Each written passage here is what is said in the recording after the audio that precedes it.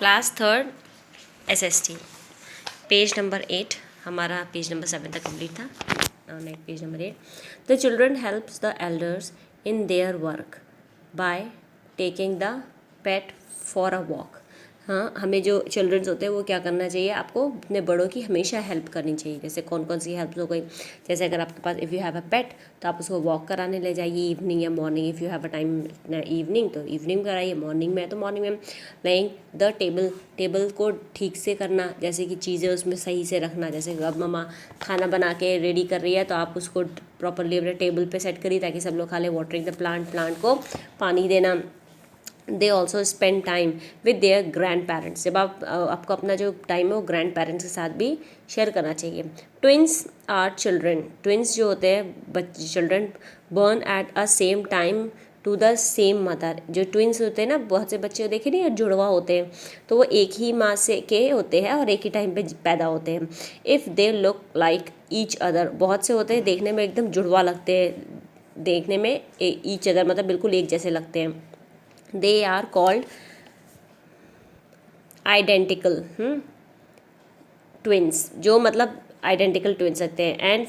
And if they are different, तो और कुछ जो होते हैं इफ़ अगर दे वो डिफरेंट दिखते हैं, अलग अलग दिखते हैं, तो they are called fraternal twins. Okay, now resemblance is when we shared some physical and facial features with our family। कुछ resemblance मतलब एक समानता जो होती है वो कैसे होती है, कुछ फिजिकली होती है, कुछ चेहरे के हाव भाव, जो चेहरे का फेस स्ट्रक्चर होता है ना, फिजिकल जो फेशियल जो फीचर्स होते हैं। फीचर्स बोलते नहीं, आप बिल्कुल अपने मम्मा के जैसे दिखते हो, या कोई बोलता है देखो ये तो बिल्कुल अपने दादा पे गया है। तो क्या होता है, वो फेस का जो फीचर्स होते हैं ना, वो एक कहीं ना कहीं फैमिली मेम्बर से मैच करते हैं। If can be a terms of height. कभी कभी क्या होता है, घर में अगर सबकी बड़ी ज़्यादा हाइट है तो बच्चों की भी हाइट ज़्यादा होती है। अगर घर में सबकी छोटी हाइट है तो सबकी हाइट छोटी रहती है, ठीक है। कॉम्प्लेक्शन, अगर सब घर में गोरे हैं तो बच्चे भी गोरे होते हैं, और अगर सबका कलर डार्क है तो बच्चों का कलर भी डार्क होता है। ईटिंग हैबिट्स भी सेम होती हैं। कलर, जैसे कि बहुत से लोग नॉनवेज नहीं खाते हैं तो उनके घर में वो बच्चों को वैसे ही वेज खाने की आदत हो जाती है। कलर ऑफ आइज़ का जो कलर होता है हर किसी का ब्लैक होता है या डार्क ब्राउन होता है, ठीक है। एंड इवन द टेम्परामेंट, ठीक है। This resemblance is due to the inheritance from our parents or even grandparents। ये चीज़ें जो होती है हमारे आनुवांशिक रूप से क्या होती है, हमारे they are called hereditary factors. कुछ चीज़ें जो होती है आनुवांशिक रूप से हमारे क्या होते हैं, हमारे पेरेंट्स या हमारे ग्रैंड पेरेंट्स से ही हम में आती है, ठीक है।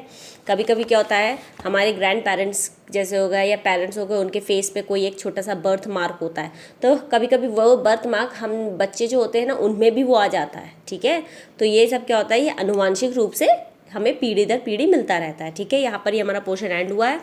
Now you are in third class, just read with your own self. Tick the correct option. Manish and Jyotsna is a sibling and cousins. यहाँ पर आ रहा है मनीष इज ज्योत्सना।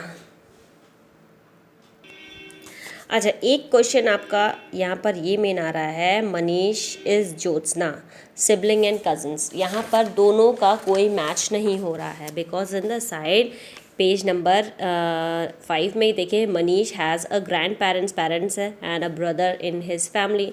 तो मनीष ने अपनी फैमिली को एक्सप्लेन किया, it's a small joint family. Jyotsna lives with her grandparents, sister, uncle, aunts and their children.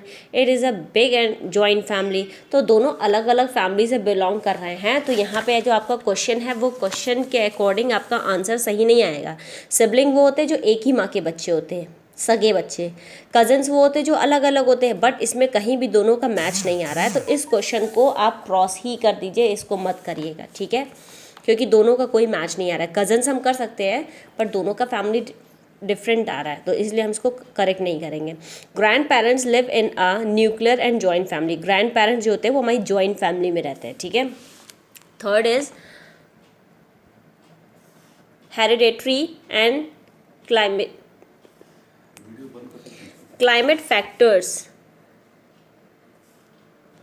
Cause resembles, तो यहाँ पर क्या आता है, हेरिडेटरी होता है, क्योंकि ये जो होता है एक दूसरे के अनुवांशिक रूप से ही हमारे जो फैक्टर्स हैं वो एक दूसरे पर अटैच आते हैं, तो यहाँ पे हेरिडेटरी होगा, ठीक है। Now our aunts children are our parents, तो होगा नहीं, वो आपके मम्मी पापा तो होते नहीं, आपके आंटी क्या बुआ, आपकी बुआ या आपकी ताई या आपकी चाची के बच्चे क्या आपके पेरेंट्स होते हैं मम्मी पापा, नहीं ना, आपके कजन्स होते हैं, कजन्स बेटे। Grandparents and parents from the first generation, अब यहाँ पे आते हैं मेक ट्री पर। The first generation is in grandfather and grandmother, तो it means the first generation is in grandparents. fill in the blanks. Parents belong to a second generation.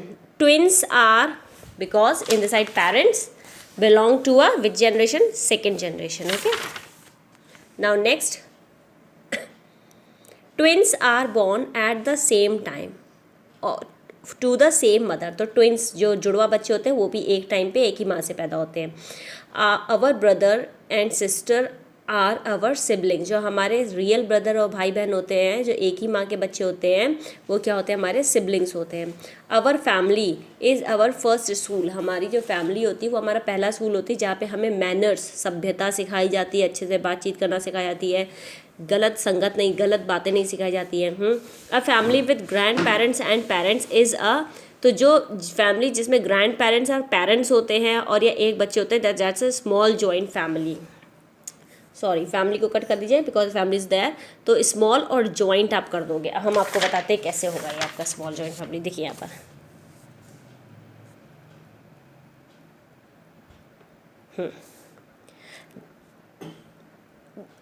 जैसे कि एक student grand parents, parents and a brother in his family, single, तो जहाँ पे grand parents और केवल parents हो वो क्या होती है, हमारी स्मॉल जॉइंट फैमिली। ओके, तो आज की क्लास हम यहीं ऑफ करते हैं। So have a nice day.